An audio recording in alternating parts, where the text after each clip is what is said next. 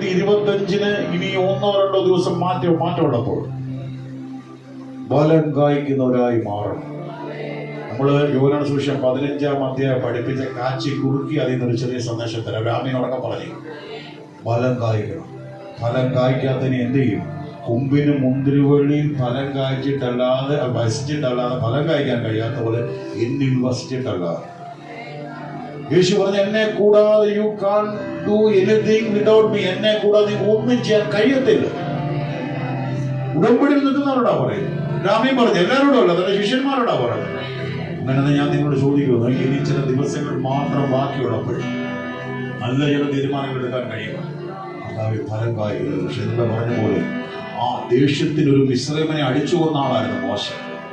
ദൈവത്തിന്റെ കയ്യാൽ എഴുതിയ കൽപ്പലക തല്ലി ഉടച്ചവനായിരുന്നു മോശ.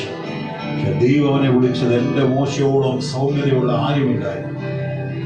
ദൈവത്തെ സ്തുതിച്ച് ഒരു അഡൾട്ടറായിരുന്നു, വ്യഭിചാരകനായിരുന്നു ദാവീദ്. ദൈവത്തെ സ്തുതിച്ച് പക്ഷെ എന്റെ ഹൃദയപ്രകാരമുള്ള മനുഷ്യൻ the man is after all my heart എന്ന് പറയത്തക്ക വണ്ണം തനിക്ക് മാറാൻ കഴിഞ്ഞെങ്കിൽ, പഴയ നിയമത്തിൽ മനുഷ്യന് മാറാൻ കഴിഞ്ഞെങ്കിൽ, സ്വന്തം ഭാര്യ അവൾ സുന്ദരിയായതുകൊണ്ട് മറ്റുള്ളവരവരെ രാജാവ് പിടിച്ചെടുക്കുമെന്ന് പറഞ്ഞ് പെങ്ങളാണെന്ന് കള്ളം പറഞ്ഞ് ക്ഷാമമുള്ള ദേശത്തേക്ക് തിരിച്ചോടിപ്പോയവനായിരുന്നു അബ്രഹാം.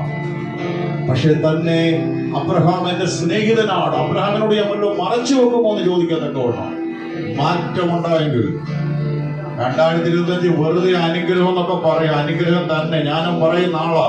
പക്ഷെ നിന്നിൽ നിന്ന് നല്ലൊരു ടേക്ക് എ റൈറ്റ് ഡിസിഷൻ. എനിക്ക് ചേഞ്ച് ആകും. എന്റെ സ്വഭാവത്തിന് മാറ്റം വരണം.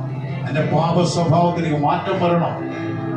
എന്റെ കർത്താവിന് ഇഷ്ടപ്പെടാത്തതൊന്നും എന്റെ ജീവിതത്തിൽ വേണ്ട. ഒരാമിനടക്കം പറഞ്ഞു, മോശയെ കുറിച്ച് വേദോസ്തത്തിൽ പറയുന്ന ഒരു ഭാഗമുണ്ട്. അതുകൊണ്ടായിരിക്കാം ദൈവ സൗമ്യത എന്ന് പറഞ്ഞാൽ ഒരർത്ഥം എങ്ങനെയാണ്?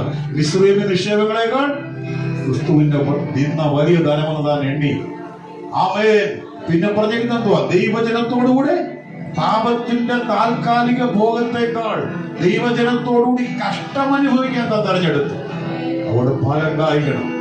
ഒരു ദൈവ പൈതലാണെന്നോ ഒരു പാസ്റ്ററാണെന്നോ നെറ്റിക്കൊട്ടിച്ചു വെക്കാനല്ല, പേരും പെരുമയല്ല, ഫലം കണ്ടുകൊണ്ട്. രാമൻ പറഞ്ഞാട്ടെ, നിങ്ങൾ പറയുമ്പോൾ ഞാൻ പൂർണ്ണനാണെന്ന് ചിന്തിക്കരുത്. ഞാൻ ആഗ്രഹിക്കുക 2025 മനസ്സാക്ഷിയോട്. എത്ര പേരുടെ സന്തോഷമുണ്ട്.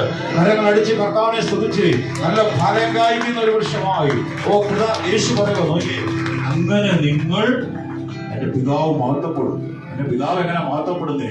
നിങ്ങൾ ഭൂമിയുടെ ഉപ്പ് രുചി കൊടുക്കുന്നതാ, ഉപ്പ് പ്രിസർവ് ചെയ്യുന്ന നിങ്ങൾ നിങ്ങൾ ലോകത്തിന്റെ വെളിച്ചം കൊടുക്കുന്ന ഒരു അന്ധകാരം നിറഞ്ഞിരിക്കുന്ന ഈ ലോകത്തിൽ, ഈ ഭൂമിയിൽ വെളിച്ചം കൊടുക്കാനാ. 2025 പാപത്തിൽ